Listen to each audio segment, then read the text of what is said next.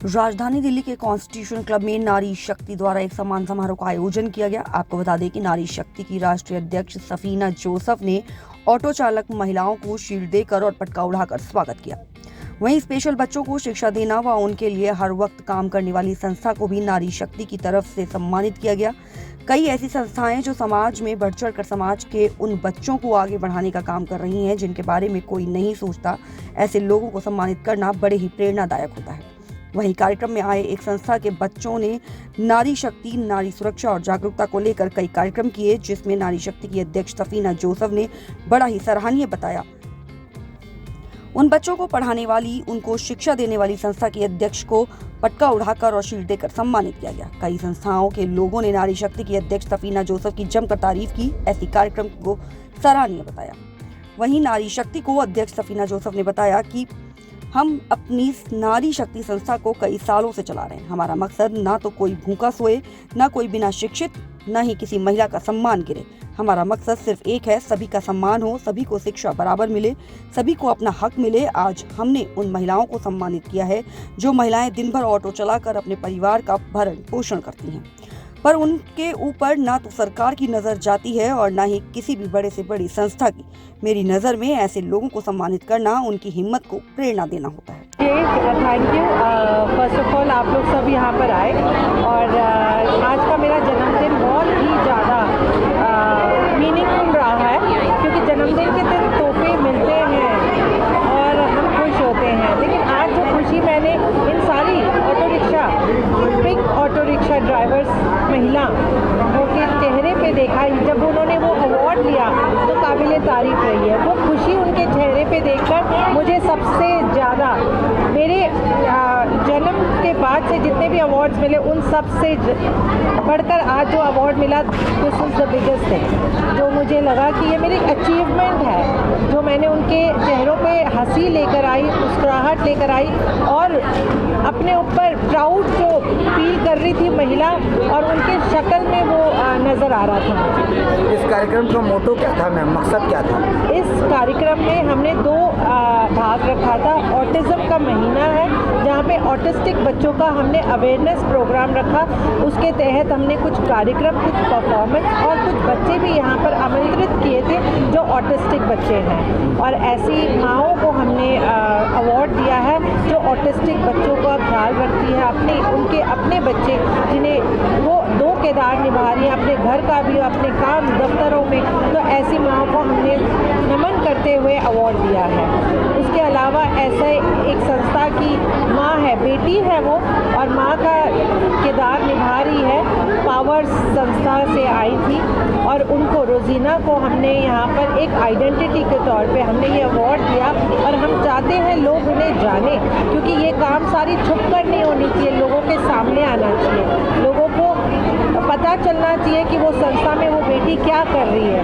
वो बेटी होने के साथ साथ एक माँ का किरदार निभा रही है, जो कि जिसकी शादी ही नहीं हुई है। ऐसे लोगों को सिलेक्ट आपने कैसे किया मैम? जी, सेलेक्ट किया, जब तार से तार जुड़ती है वो अपने आप ही वो कड़ियाँ जुड़ती चली जाती है और मेरी मुलाकात हो जाती है। ऐसे ही मैं एक दिन IIT गेट पे जा रही थी तो वहाँ पर मैंने एक बोर्ड देखा, बेटी बचाओ बेटी पढ़ाओ, बेटी की पाठशाला। मैं वहीं रुक गई, मैंने कहा भैया ये क्या है? तो उन्होंने कहा मैडम हम यहाँ पे बेटी की पाठशाला है और बेटियों को पढ़ाते हैं, और वहाँ पे रोड पे, मतलब साइड में एक सबवे में।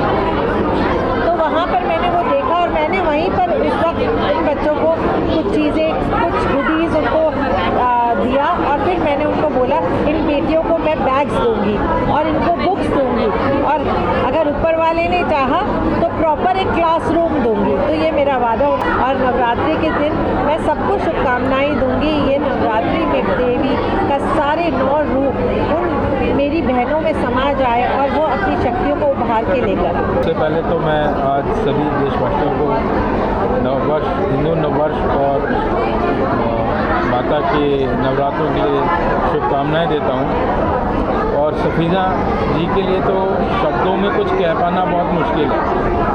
इतना आसान नहीं है इनके सराहनीय कार्यों के लिए कि वो शब्दों में बयां करा जाए।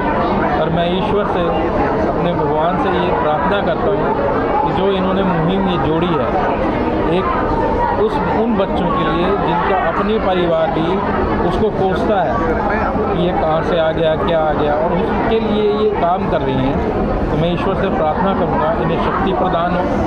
मातृशक्ति हैं और नारी शक्ति हैं, ईश्वर इनको सफलता प्रदान करे और इन बच्चों का जो वेलफेयर का इन्होंने जिम्मा उठाया उसको आगे से आगे बढ़ाए। ये सारे देश में फैले, विदेश में फैले, इनका जो हृदय से एक इच्छा है वो पूरी हो। बाकी इनके बारे में शब्दों में बयां करना बहुत मुश्किल है।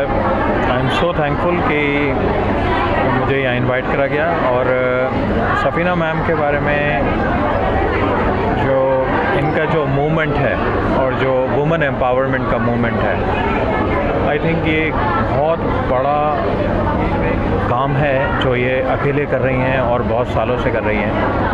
और हम लोग कोशिश कर रहे हैं कि हम इनके साथ जुड़ें और हम वुमेन एम्पावरमेंट के लिए काम करें। हमारे प्रधानमंत्री भी यही चाहते हैं और आने वाले वक्त में अगर हम 50% वुमेन एम्पावरमेंट को भी ले आते हैं तो आई थिंक हम बहुत बड़ा काम करेंगे। और सफ़ीना जी हैं, हम इनके साथ में हैं और हम इनके साथ मिलके काम करेंगे। छोटा सा सवाल, जिस तरीके से आजकल के ज़माने में बच्चों के साथ घटनाएं घट रही हैं और इस तरीके की जो अवेयरनेस के कार्यक्रम अगर ऐसे होते हैं तो क्या लगता है कि घटनाएं कम हो सकती हैं? देखिए, ऐसा है कि अवेयरनेस तो बहुत ज़रूरी है और अवेयरनेस के लिए बहुत सारे संस्थाएं कोशिश कर रही हैं। कुछ हार्शर पनिशमेंट्स की भी ज़रूरत है और फास्ट ट्रैक कोर्ट्स की भी ज़रूरत है। जो ये प्रोग्राम में दिखाया गया, इससे बहुत फ़र्क पड़ता है।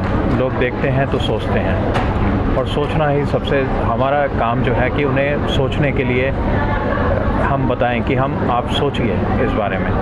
और छोटे बच्चों के साथ में या छोटी बच्चियों के साथ में जो होता है उसको जो आज दिखाया, I think it's a big thing, a big achievement. It feels I'm very excited that all my driver partners were here and they have been appraised and awarded.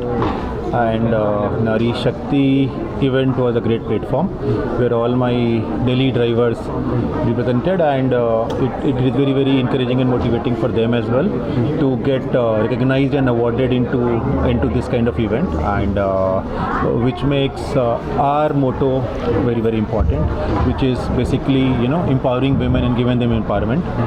And like I said, I am representing Ito Motors, who is a 360-degree mobility company who encourages, we have so we work on three E principles, which is nothing but empowerment, employment and environment.